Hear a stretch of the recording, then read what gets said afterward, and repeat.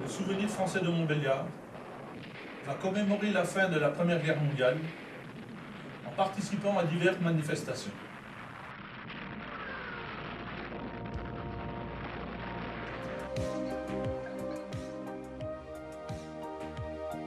Moi aussi, je veux être honnête avec vous. Ne nous voilons pas la face. Les années à venir vont être difficiles. Le problème majeur, c'est le départ de nos anciens, qui étaient témoins et acteurs des conflits du passé et qui, naturellement, se sentaient directement concernés par l'émission du sonnet français. Actuellement, malgré tous nos efforts et nos résultats, il est impossible de remplacer un départ par une entrée.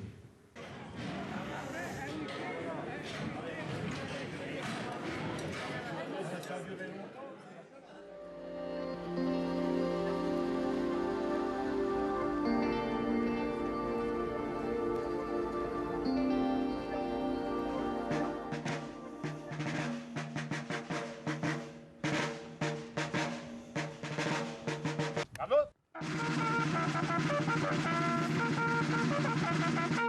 Mesdames et messieurs, chers enfants, le déroulement de cette journée est immuable depuis des années.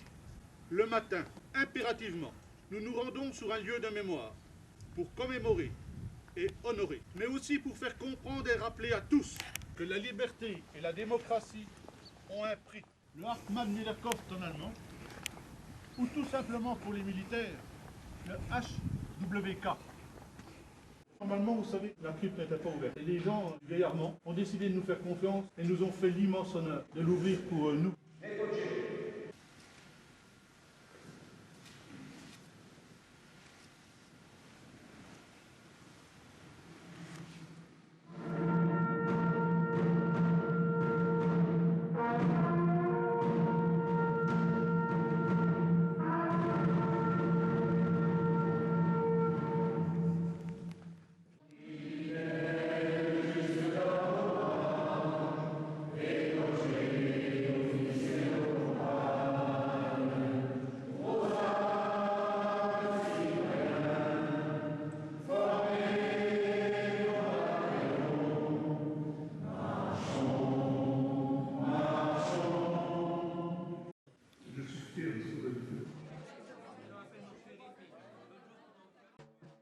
De vous présenter M.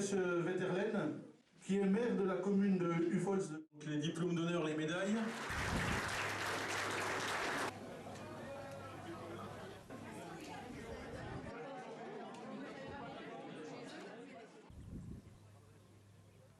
Vous aviez cette fameuse image d'Épinal où vous avez l'Alsacienne avec sa tenue traditionnelle qui regarde à la France, qui pleure. Alors, sur ce champ de bataille, il y avait, en fin de guerre, une trentaine de cimetières. Mort pour la France, le 1-6-1916. C'est pour ça, sur ce champ de bataille, comme sur tous les anciens champs de bataille, il repose encore des soldats. Les combats commençaient là-haut, le 25 décembre 1914.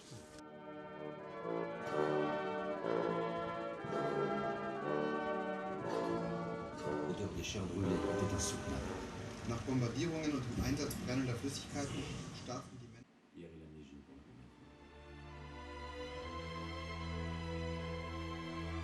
Tout d'abord, bonsoir à toutes et à tous. Et puis, merci beaucoup d'avoir répondu à l'invitation. Je me passionne depuis toujours pour l'histoire en général, plus particulièrement la Première Guerre mondiale. Je ne vous parlerai pas de bataille ou de date. J'ai lu, j'ai regardé des tas de documentaires pour essayer de les comprendre. Quand je dis ces hommes, je dis aussi ces femmes. En parler comme ce soir, c'est un peu les faire revivre. J'ai eu la chance de vivre une partie de ma vie, une partie de mon enfance, sous le toit d'un ancien soldat de 14-18. C'est lui. Vous pouvez voir sa photo tout à l'heure. Il est parti, comme des milliers d'autres, un matin de août 14. Il est revenu en 1915. Il est rentré à la maison, mais avec un œil en moins. Cet homme dont je vous parle, c'est mon grand-père. Comment faire comprendre à des gens qui n'ont pas connu la peur de vivre dans le couloir de la mort? L'attaque va avoir lieu bientôt. Tous les hommes ont le regard fixé sur leur officier. Il y a un copain qui est là juste devant vous. Il est là, vous le suivez. Vous courez ensemble. D'un seul coup, parti, disparu, relativisé, ou peut-être sur soi. On ne sait pas. Vous savez que la France, depuis la Première Guerre mondiale, a un triste record. Il n'a jamais été égalé. Une journée. 27 000 morts. La guerre ne grandit pas, les amis. Mais depuis qu'un homme a ramassé un caillou pour en tuer un autre, la paix est devenue fragile et la liberté, un acquis toujours remis en question. Je vous remercie.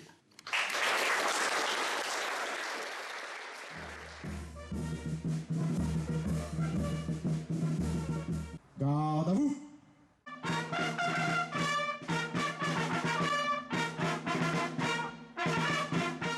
Donc Monsieur Bernard Drouveau et Monsieur le délégué général du Souvenir français, Monsieur Rebière, dans un moment de grande émotion, nous ont fait l'honneur de dévoiler la plaque. L'équipe municipale décida de participer à cette commémoration, mais choisit d'ériger une deuxième stèle en 2018 en hommage à nos enfants disparus. Il faut aussi noter la forte implication du Souvenir français, en particulier celui du Comité de Montbéliard et de l'Office national des anciens combattants et victimes de guerre.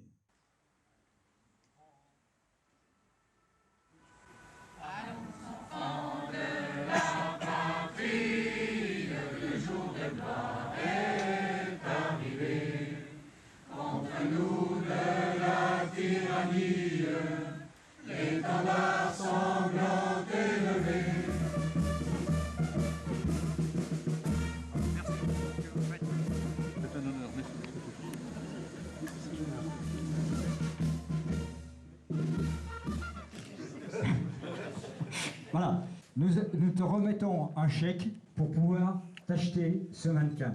Merci à vous tous. Merci beaucoup. Ce 2 août 1914 au matin, l'un des bataillons du 44e régiment d'infanterie est posté à Joncheray, à une dizaine de kilomètres de l'Allemagne. À sa tête, un jeune instituteur. Voici Peugeot. Il effectue son service militaire depuis le mois d'avril. Voilà exactement l'endroit où se tenait le caporal Peugeot. 30 heures avant le début officiel de la guerre, la vie de Jules-André Peugeot va basculer devant la maison de la famille Daucourt. Madame Nicolet va chercher de l'eau dans un trou qui est environ à 50 mètres. Et c'est elle, en fait, la première qui voit les cavaliers allemands. Elle court en criant « Voilà les Allemands, voilà les Allemands ». Et tout de suite, les cavaliers allemands tournent bride, sauf le chef de détachement, qui est donc Albert Mayer. Dans sa lancée, Mayer continue sa charge. Et il se trouve face à Peugeot, et lui a le réflexe d'épauler et de tirer sur Mayer. En même temps, Mayer, lui aussi, tire et atteint Peugeot. Les deux soldats meurent sur le coup, ils avaient 21 et 22 ans. Notre village paya lui aussi un lourd tribut. Ce sont 8 soldats originaires de Rénan qui furent fauchés dans la fleur de l'âge. Veillons à ce que ce message plein de justesse se perpétue afin de préserver les jeunes générations. L'étendard sanglant élevé, l'étendard sanglant élevé, entendez-vous dans nos campagnes mugir ces féroces soldats qui viennent jusque dans nos bras, égorger nos fils et nos compagnes. Je remercie les élèves et Madame Raffin pour le travail réalisé, tellement acheté pour venir sur Rénan. Merci beaucoup au Souvenir français. Merci.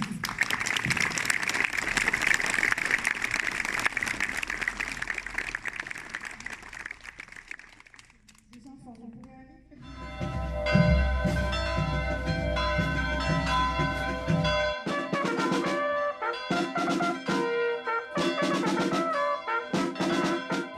Gagny Charles, Chanet Marcel.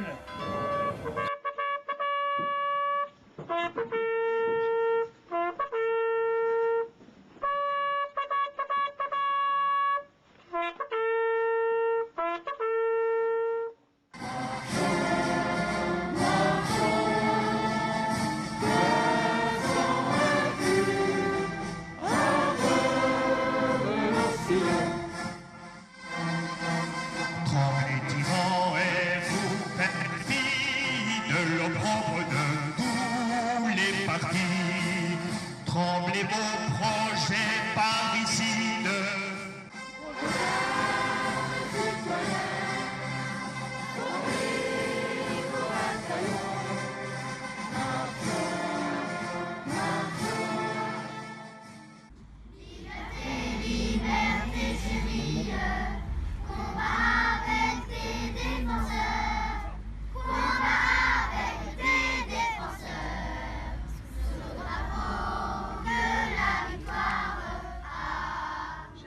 remercier particulièrement pour cette très belle Marseillaise chantée par la chorale Chris Florian, les élèves et vous tous. Je pense qu'avant, nous n'avons jamais eu une aussi belle Marseillaise. J'en suis très émue.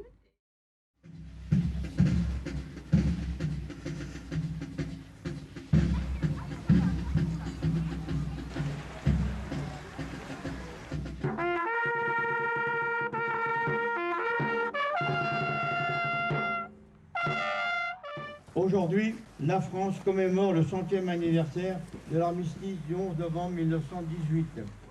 Le souvenir de l'héroïsme d'une jeunesse terriblement éprouvée et décimée. Actions en faveur de la paix, de la solidarité et de la fraternité. Vive la République, vive la France. Depuis Compiègne, où l'armistice a été signé à l'aube, il se propage jusqu'au champ de bataille. Nos poilus ne se sont pas battus pour rien. Ils ne sont pas morts en vain. Français et Françaises comme vous aujourd'hui, de toute génération, de tout horizon, nous voilà rassemblés. Vive l'Europe, vive la France, vive la République. Merci. 1, 2, 3. Oui, bravo! C'est merveilleux! Bravo! Bonne route, maman! Et beaucoup de chance qui nous reviennent. Merci à vous tous les enfants qui êtes là aujourd'hui avec vos parents.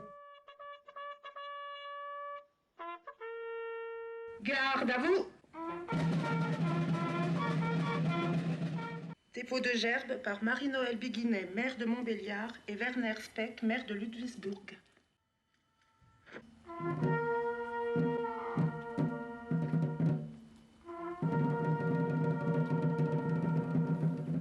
Allocution de Werner Speck.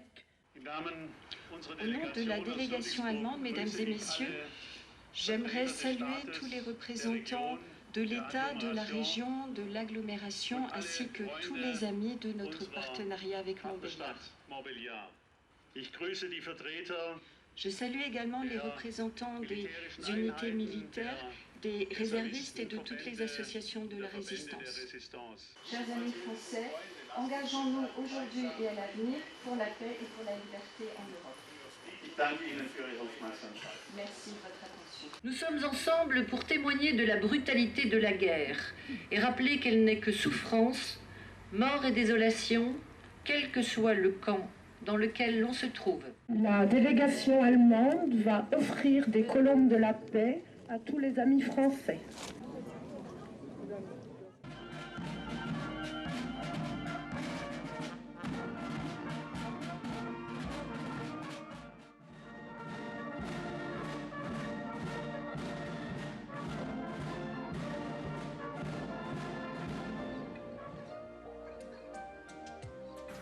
Le travail fourni par les membres du Souvenir français tout au long de l'année atténue les inquiétudes exprimées lors de l'AG.